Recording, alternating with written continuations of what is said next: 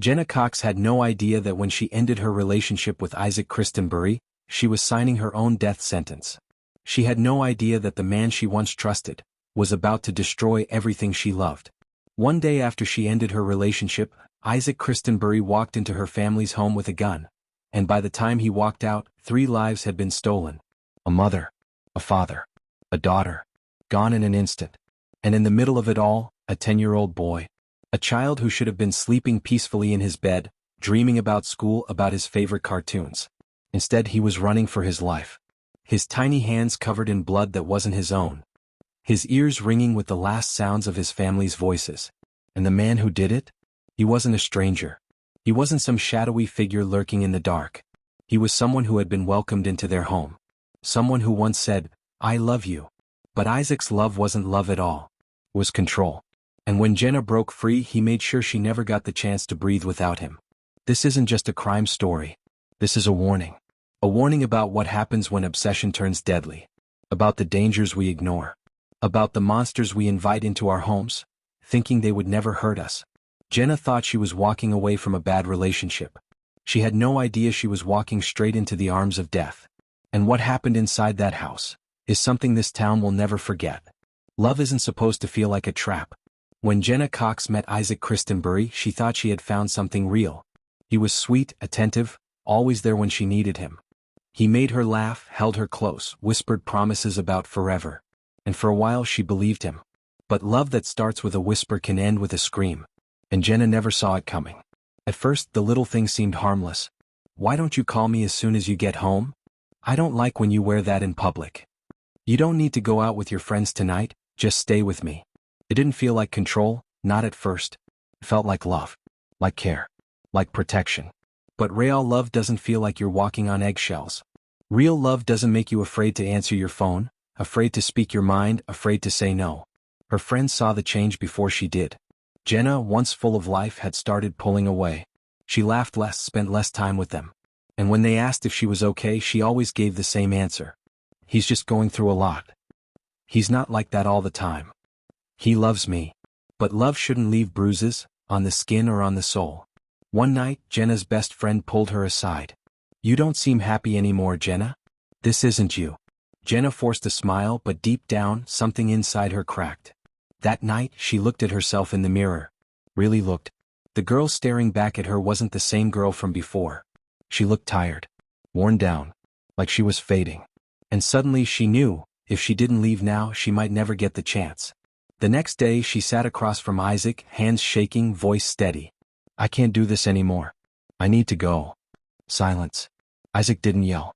He didn't cry. He just stared at her, expression blank, eyes dark. And then, after what felt like an eternity, he spoke. "You think you can just leave me?" Jenna swallowed hard. She had seen that look before. But this time it felt different. "I'm sorry, Isaac. I just need space." He didn't move. Didn't blink. "No, Jenna. If you walk away from me, you'll regret it." She had heard threats before, empty, dramatic. But this time, something in his voice made her skin crawl. That night, the messages started. The calls. The desperate pleas, the sudden bursts of anger. "You're making a mistake. You don't know what you're doing. You're going to regret this, Jenna." Jenna tried to shake the fear creeping up her spine. She tried to tell herself he was just hurting. That he wouldn't really do anything. But Isaac had already made up his mind. If he couldn't have her, no one could. And in less than 24 hours, Jenna Cox would be dead. October 21st, 2024. The last day Jenna Cox would ever see the sun. She woke up that morning knowing what she had to do. The decision weighed heavy on her chest, but deep down she knew there was no other way. She had to leave Isaac. She had to walk away. She didn't want a scene. She didn't want to fight. She just wanted out. But Isaac Christenbury wasn't the kind of man you simply walked away from. That afternoon, Jenna met him in private. No shouting, no accusations. Just the quiet, heartbreaking truth. "Isaac, I can't do this anymore." She expected anger. She expected tears. But what she got was something else. Isaac just sat there staring. His eyes empty. His jaw tight. He barely blinked. And then he smiled. "You think you're leaving me?" His voice was calm. Too calm. Jenna swallowed, her hands trembling. "I'm sorry, but I can't stay." Isaac leaned in closer, his voice dropping to a whisper. "You're making a mistake." She grabbed her bag. She turned to leave. And as she walked away, she heard him mutter something under his breath. "You'll regret this." Those were the last words he ever said to her. That night, Isaac's world shattered. Jenna had been his. His to love. His to control. His to keep. Now she was gone. And in his mind, she had betrayed him. So he did what all desperate men do when they feel like they're losing control. He lashed out. He called her. Over and over. No answer. He sent messages. First they were pleading. "Jenna, please. Just talk to me. I can fix this. I love you." Then they changed. "You don't know what you're doing. You'll regret this. You think you can just leave me?" Still no response. And that's when the darkness took over. Isaac drove around that night, his mind spinning. His hands gripping the steering wheel so tight his knuckles turned white. He called his parents.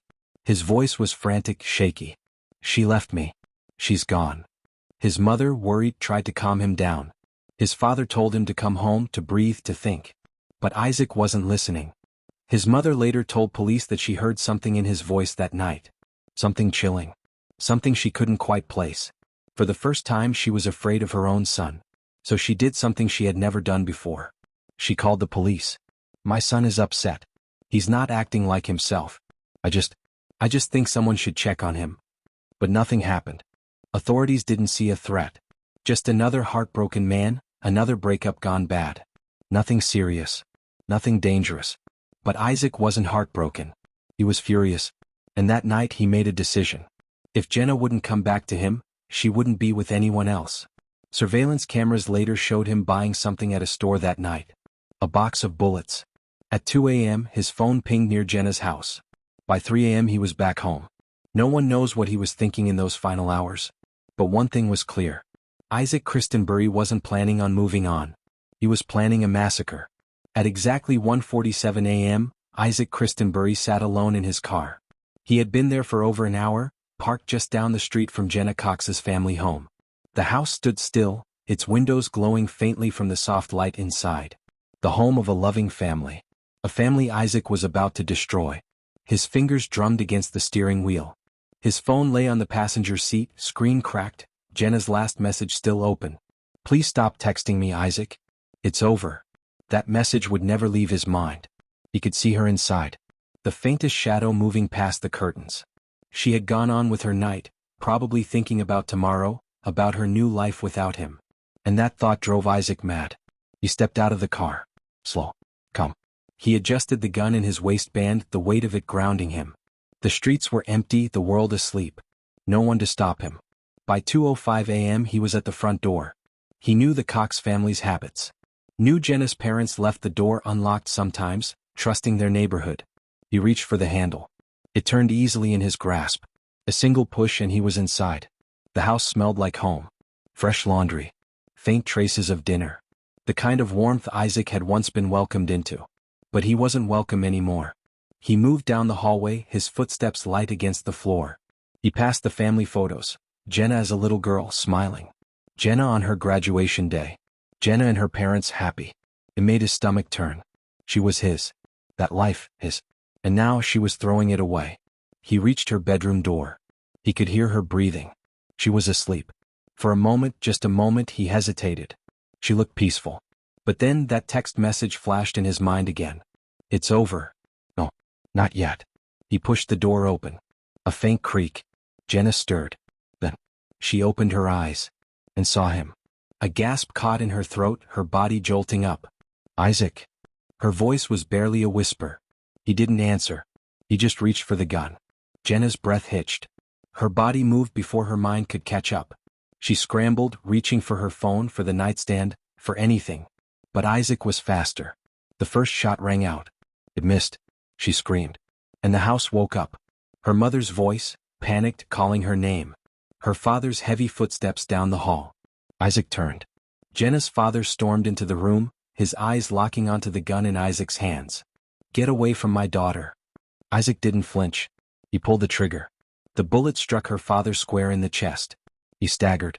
Then he collapsed. A deep, rattling breath left his lips. And then nothing. Jenna's mother stood frozen in the doorway, eyes wide, hands trembling. Tears welled up, but she didn't run. "Please?" Her voice broke. "Isaac, please." But there was no mercy left in him. Another shot. Jenna's mother crumpled to the floor. And then there was only Jenna.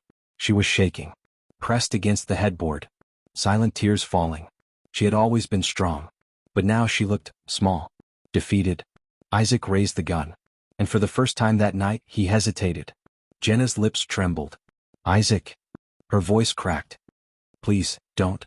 For a second, just a second, she looked at him the way she used to, the way she did before everything went wrong.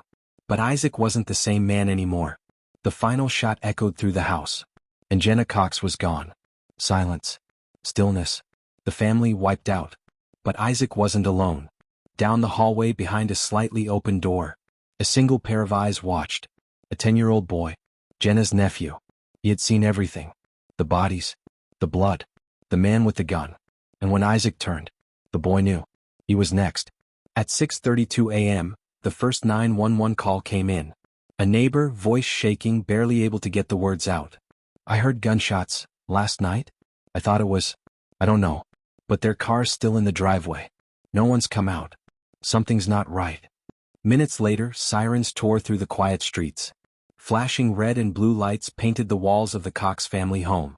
The front door stood slightly open, a crack of darkness leading inside. The first officer stepped in, guns drawn, breath tight in their chests. And then, a single word. "Jesus Christ." The living room told a story no one wanted to hear. Blood spattered across the walls, staining the couch, the floor. And just a few feet away, the first body. Jenna's father. Face pale. Eyes frozen open. A bullet hole in his chest. A few steps further, Jenna's mother. A single wound. Slumped over as if she had been trying to crawl toward her husband. As if even in death she refused to leave his side. And then the officers made their way down the hall. A familiar smell filled the air. Gunpowder. Blood. The unmistakable stench of death. Jenna's bedroom door was wide open. One officer hesitated before stepping inside. He had seen crime scenes before. Murders. Suicides. But something about this one felt wrong. And then he saw her. Jenna Cox. Lying still on her bed. Her face almost peaceful. But the blood pooling beneath her told the truth. A single shot. No chance to run. No chance to fight. Just gone. The officer swallowed hard. His hands clenched into fists. And then, a noise. Soft. Faint. Coming from the hallway. A closet door cracked open. And inside, a child. Jenna's nephew. 10 years old. Curled into himself, knees hugged to his chest. Eyes wide, red-rimmed. Silent. Too silent. An officer knelt down, voice gentle. "Hey buddy. Can you hear me?" No response. "Are you hurt?" Still nothing. Then finally, a single whisper. "He's coming back." The officer felt a chill run through him. "Who, buddy? Who's coming back?" The boy's lips trembled. "Isaac." Silence. The officers exchanged a look. The crime scene was still fresh. And the killer might not be far. The investigation started immediately.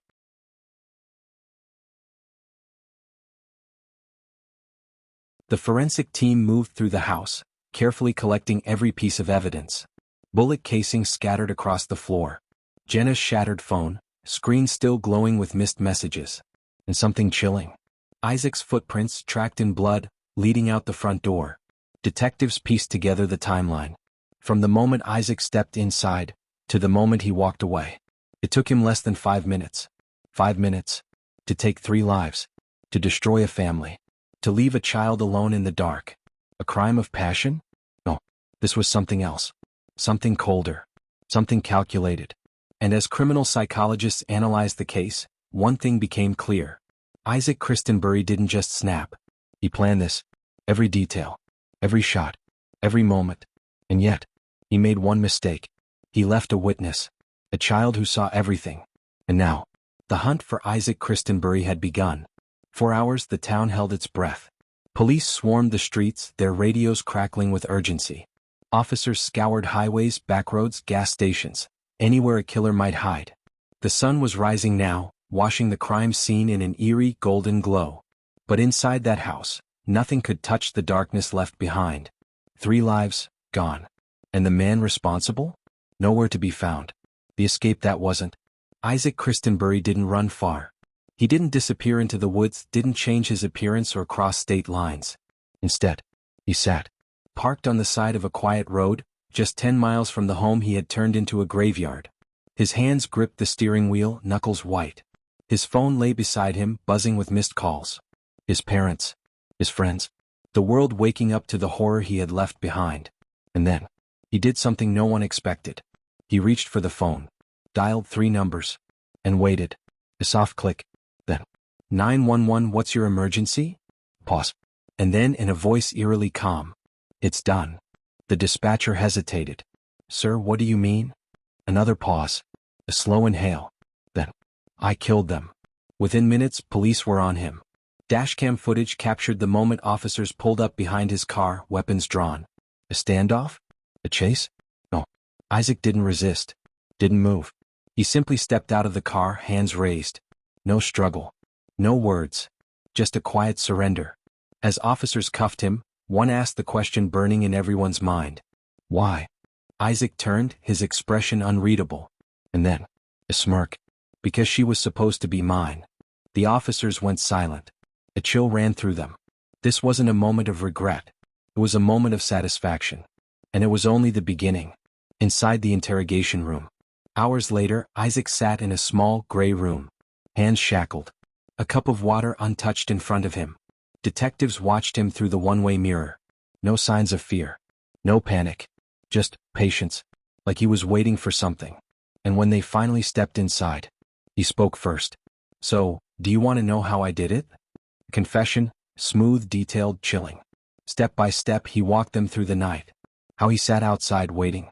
How he opened the door without a sound. How he stood over Jenna as she slept, savoring the moment. How he pulled the trigger, again and again, until the people who had taken her from him were nothing more than bodies on the floor. And then, the final detail. I saw the kid. Pause. The detective leaned in. And? Isaac smiled. I let him live. Silence. He didn't run. Didn't cover his tracks. Because he didn't care. He wanted them to know. And now, the world would. The courtroom was packed. Rows of faces, some filled with quiet rage, some with unbearable grief. Some just sat in stunned silence, trying to understand how one man could destroy so much in a single night. But Isaac Christenbury? He looked bored. Not scared. Not sorry. Just waiting. Waiting for this to be over. The guilty plea. The judge entered. The courtroom rose, then sat again, a heavy hush settling over the room. The charges were read out loud. 3 counts of first-degree murder. 1 count of attempted murder, because he had left a witness behind. Isaac sat still, hands folded in his lap. He barely blinked as the judge turned to him. How do you plead? A beat of silence. Then, guilty. No hesitation. No emotion. Just that single word sealing his fate. Across the room, Jenna's family sat frozen. Her sister clutched her mother's wedding ring in her hand, pressing it into her palm so hard it left a mark. They had known this plea was coming. But hearing him say it so easily, it shattered something inside them all over again. Then came the hardest part. The voices of the people left behind. Jenna's sister stood first. Her voice was strong, but her hands trembled as she clutched a folded piece of paper. She was my best friend, she began. She told the courtroom about Jenna's laughter, how it could fill a whole room. How she never went a day without calling their mother just to check in. How she had dreams, plans, a future. A future that Isaac had stolen in one brutal moment. You took everything from us. And the worst part? You don't even care. Tears welled in her eyes, but she didn't look away from him. You wanted control. You wanted her to be yours. But now, she's free from you. And you will rot in a cage for the rest of your life. She sat down, shaking as Isaac stared straight ahead. Then came Jenna's nephew. The little boy who had survived. He was too young to stand before the court, so his words were read by an attorney. I saw you, the statement began. I saw what you did to them. The boy's words were simple. Painfully simple. I miss my grandma. I miss my grandpa. I miss Aunt Jenna. I miss how they made me pancakes in the morning. I miss how they made me feel safe. You didn't take me. But you took my whole world.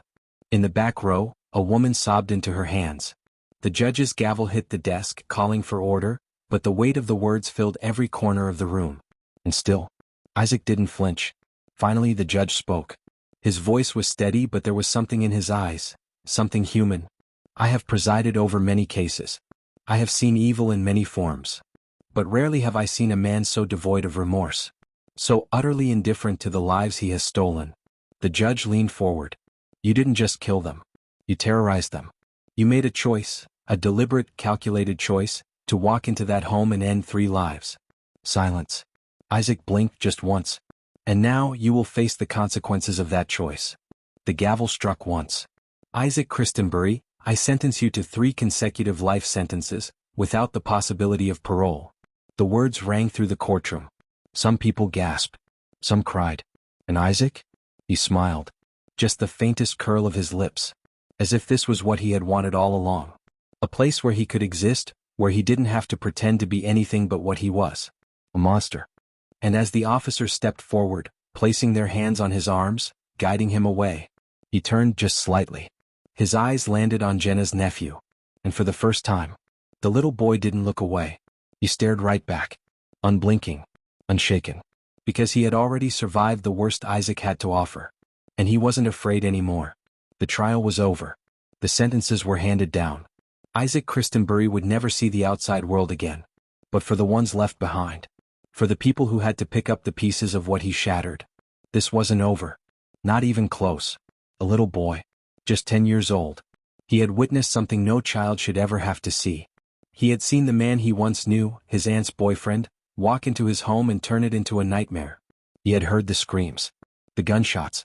He had hidden, breath caught in his throat, waiting to see if he would be next. But he survived. And now he was trying to learn how to live again. He didn't speak much about that night. The nightmares came and went. Some days were easier than others. But he was surrounded by love. By the people who made sure he knew. He was not alone. He was not broken. And most of all, he was not afraid anymore. Maiden, North Carolina. A quiet town. A place where people knew each other by name, where front doors were left unlocked, where neighbors looked out for one another. That changed on October 22, 2024. The crime scene was cleaned. The house no longer smelled of gunpowder and blood. But the weight of what happened, it still lingered. At the grocery store. The school. The church. People whispered about it in hushed voices. Some still locked their doors twice at night, as if the ghost of that evening might return. Because if something this terrible could happen here, could happen anywhere. The warning signs everyone missed. Jenna had loved Isaac once. She had trusted him. She had believed he would never hurt her. And yet, there had been signs. Little things at first. The way he always wanted to know where she was. The way he got angry when she spent too much time with friends. Then bigger things. The arguments that left her shaken. The way he talked about her as if she belonged to him. And finally, the threats. Maybe she hadn't taken them seriously enough. Maybe no one had. Or maybe, no one ever thinks the person they love will turn into a killer. Until it's too late. Could this have been prevented? Could someone, anyone, have stepped in before it was too late? If Isaac had been taken seriously when he spiraled after the breakup. If authorities had acted when his own parents called for help. Would Jenna still be alive? Would her parents still be alive? Would a little boy still have his family? We'll never know. And maybe, that's the hardest part. A relationship ended. A family gone. A child left with memories he can never erase. Isaac Christenbury will spend his life behind bars. But the scars he left behind, they may never heal. It started like so many love stories do. 2 young people. Smiles and photographs. Promises whispered in the dark. But love, when twisted by control, by obsession, by something darker than we can understand, it stops being love at all. Jenna believed she was safe. She believed she could walk away.